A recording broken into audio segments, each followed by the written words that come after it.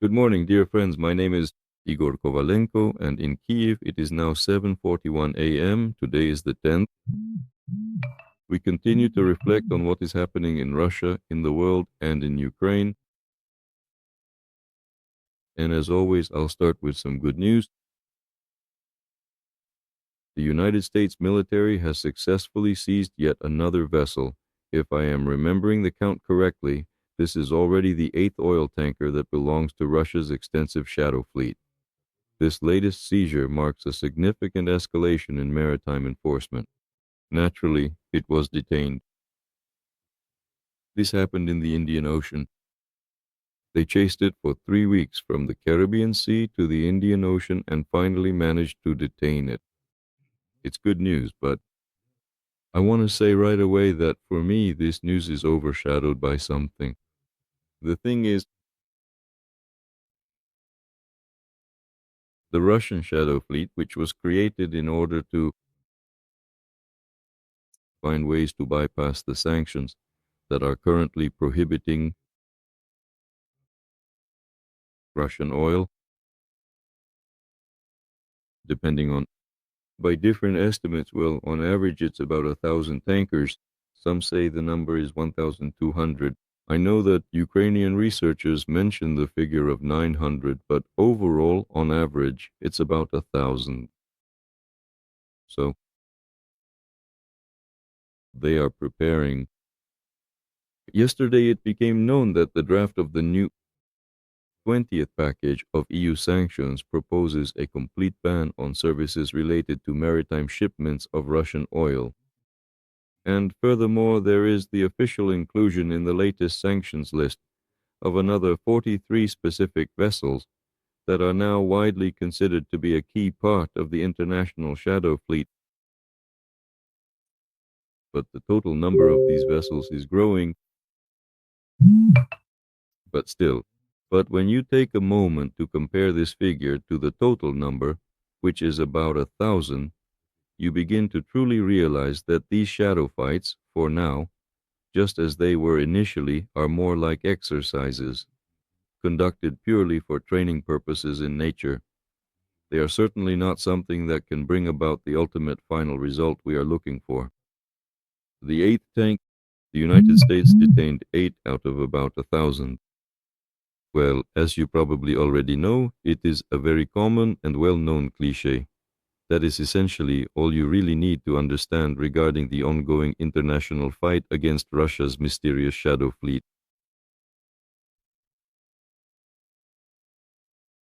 The confessions given by the detained pensioners accused of the attempted assassination of General Alexeyev. Yeah, two pensioners. Well, anyway, let's go in order. General Vladimir Alexeyev is alive. That ghoul survived, and as it turns out, the immediate aftermath of this assassination attempt is really nothing more than just a bit of shadow boxing.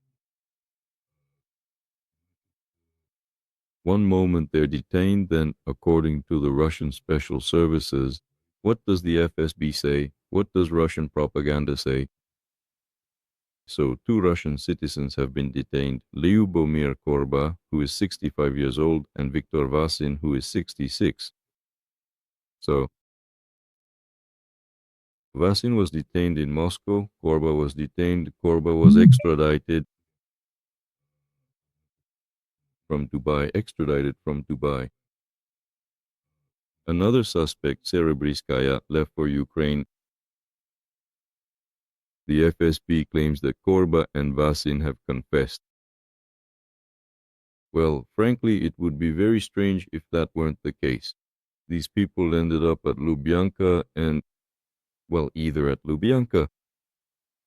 We know very well the stories of how the unbreakable revolutionaries of Lenin's Guard confessed to digging a canal from Bombay to London, to collaborating with Japanese, German, or any intelligence service you can think of.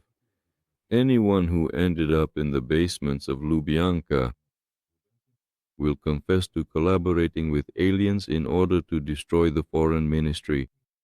quickly within a single day. This has been proven in practice,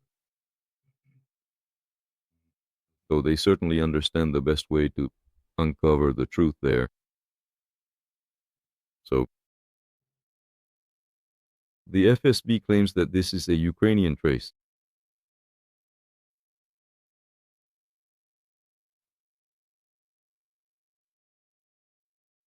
Well, I don't know if there's any point in going into detail about what the FSB's version is.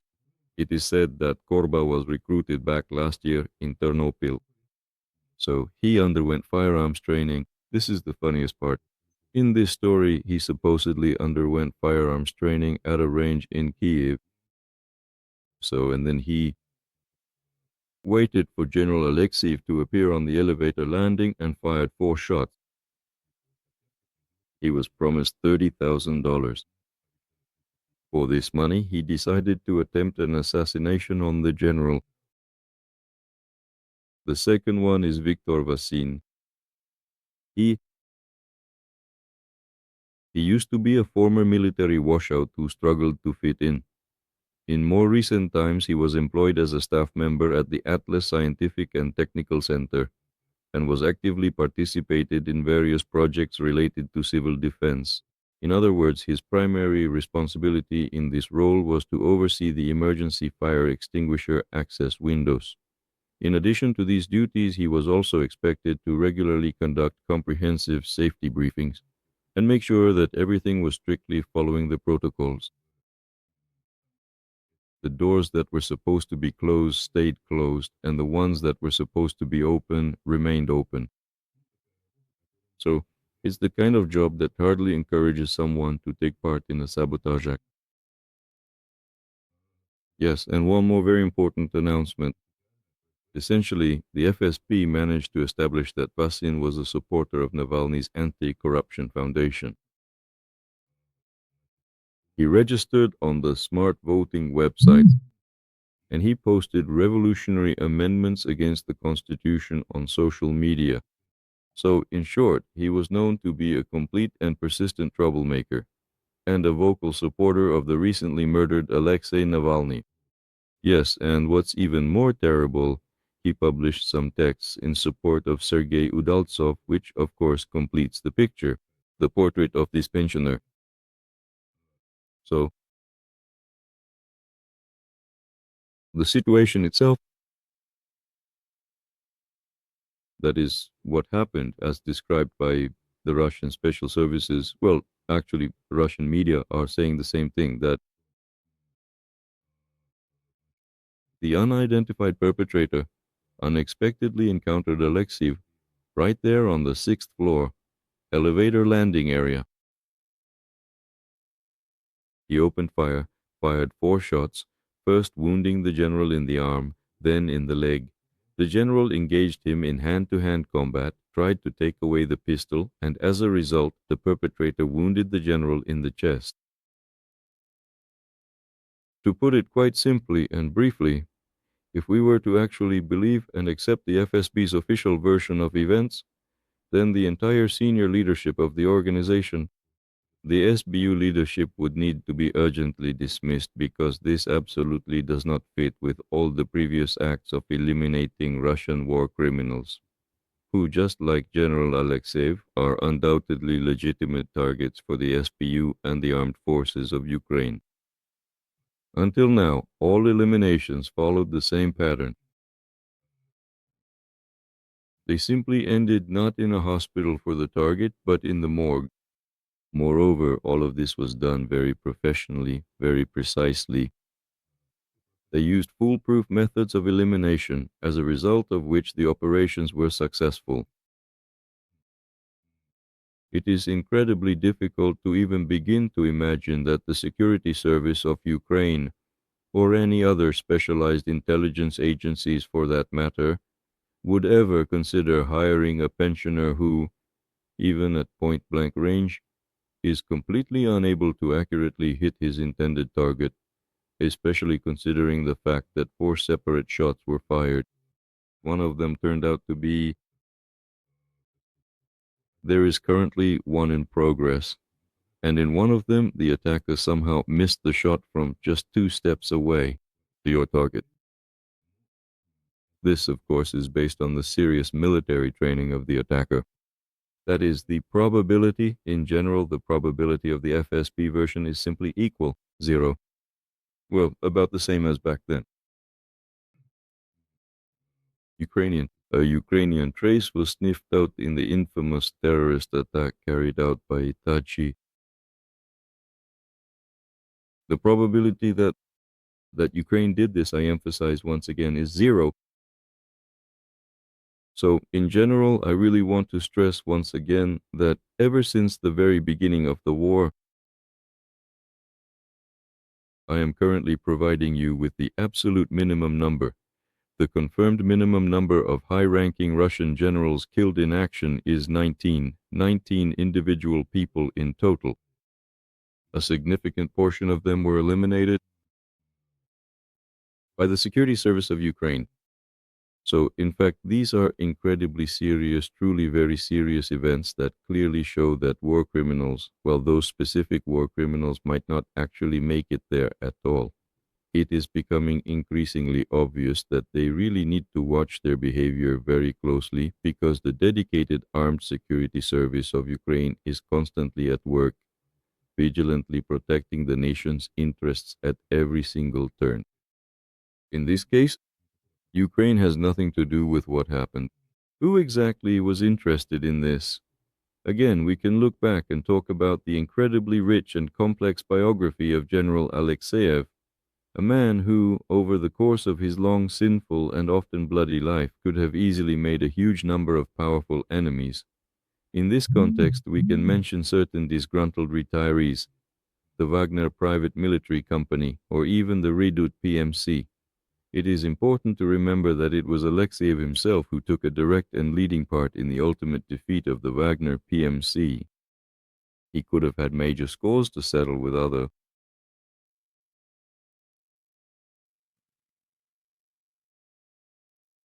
PMCs that he oversaw.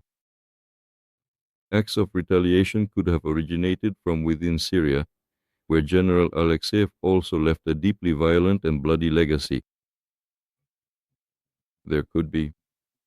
It is very likely that General Alexeyev was deeply involved in Russian operations in Africa, not only in the Middle East, as I already mentioned, but also in Africa.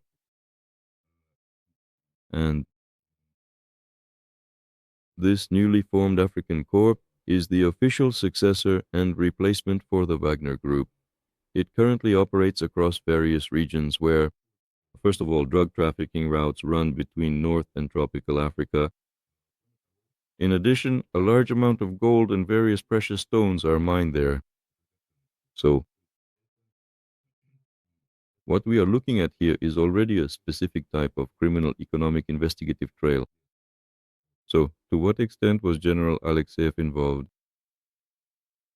These complex financial schemes, specifically how much he truly understood regarding the intricate ways these vast financial resources move, exactly who they are ultimately distributed to, and precisely where they end up in the long run.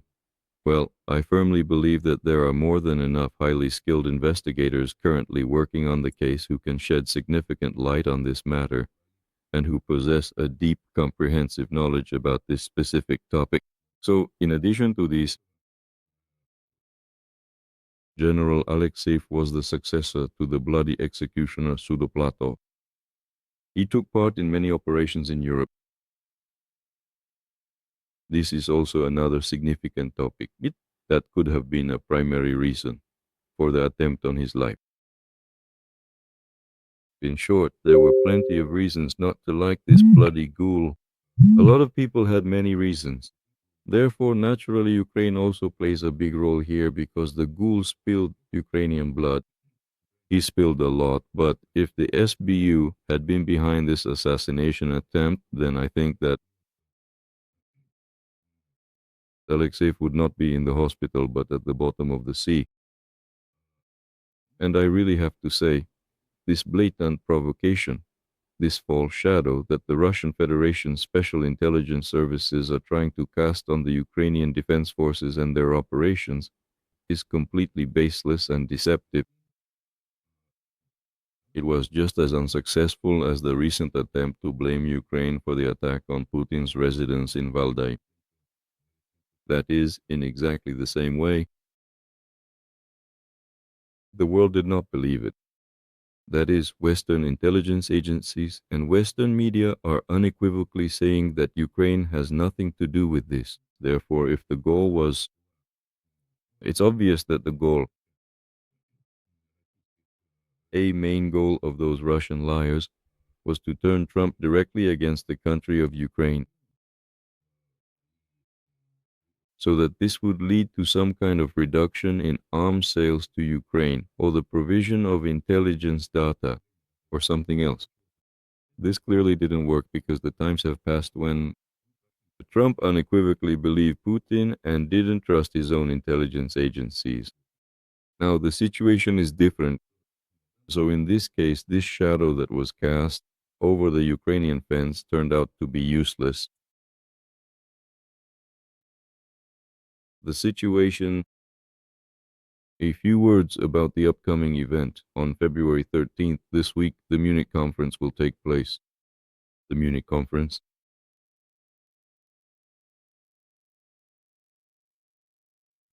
The so-called Munich report has now been officially released and published, which always comes beforehand and, let's say, provides a comprehensive overview of some of the most significant and critical points. Anticipated directions of the conference. Here I would like to focus on the fact that apparently the primary and most significant topic at the upcoming Munich Security Conference will be highlighting the grave danger posed by Donald Trump. Here are a few small yet very telling figures from recent public opinion polls for your consideration, which accompanied the preparation of the report. This is a study by the German Institute of Public Opinion, conducted at the request of the Center for Senior Leadership Strategy. The study was conducted in January. This is a German study, and almost two-thirds of all people currently residing in Germany, a significant majority of 65%, specifically identified and pointed to the United States of America as the primary country that will pose the greatest threat to world peace in the foreseeable years that lie ahead. It is important to note the huge increase in this figure because in 2025, 46% gave this answer. So look, in quite a short period of time, the total percentage of individuals worldwide who consider the United States of America specifically to be the primary and most significant threat to global peace has grown substantially by more than 20%. A 20% increase is a very significant indicator. So, in addition, this recent survey showed that only 32% of German residents believe that the United States of America would provide military assistance in the event of an attack on Europe. 35% do not believe this, and the remaining 33% are undecided. As for the idea that Russia is the main threat to world peace, 81% of respondents agree with this. So, Russia is number one as a threat to peace, and the United States of America is number two. The Munich report, which is worth mentioning a couple of words about. In general, the title of the report, Destruction is Underway. I haven't really followed the content of previous reports, but from what I remember, this is probably the most pessimistic report. So, on the 13th, the Munich conference will begin. We'll see to what extent the content of the conference itself will follow the pattern set by the report. But for now, What is written in this comprehensive and detailed report indicates that the main theme will be Europe's understanding, awareness, and deep reflection regarding the potential threat from the United States of America. This will most likely be the central subject of discussion throughout the summit. Furthermore, the report states that the President of the European Commission has expressed significant concerns regarding these developments. Of the USA, Trump is the main destroyer of the world order. The fact that Europe has been left without the American umbrella, and so to speak, in general, everything that happened afterwards, so to speak, the Greenland battle, the Battle of Greenland that Trump started, and so on. Naturally, an important topic is Russia's war against Ukraine. And here it is necessary to note the following. The authors of the report assess the situation as follows. Instead of treating this war as a matter of sovereignty and international law, there is an attempt to reframe the war as a subject for negotiations between strong leaders, that is, in the logic of Trump and Putin. In other words, territory, international law, security guarantees, all of this becomes a bargaining chip. And in this situation, the role of Europe. What is Europe doing? Moreover, Europe has to adapt simultaneously to both Russia and the United States of America. In other words, in this case, the very topic of the war itself, it kind of fades into the background and something else becomes central. That is, the relationship between Europe and the United States of America becomes the main issue. So, in fact, the question of Europe's role and its agency is being discussed. Well, to put it simply,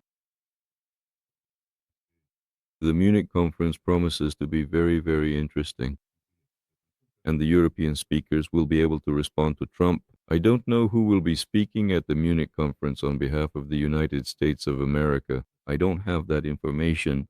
Perhaps some of you, dear friends, have such information. It would be interesting if you could write about it. Well, as for Europe, it's very important what tone the European leaders will take in their speeches. Will they still adhere to the daddy knows best doctrine, or will they try to call things by their proper names?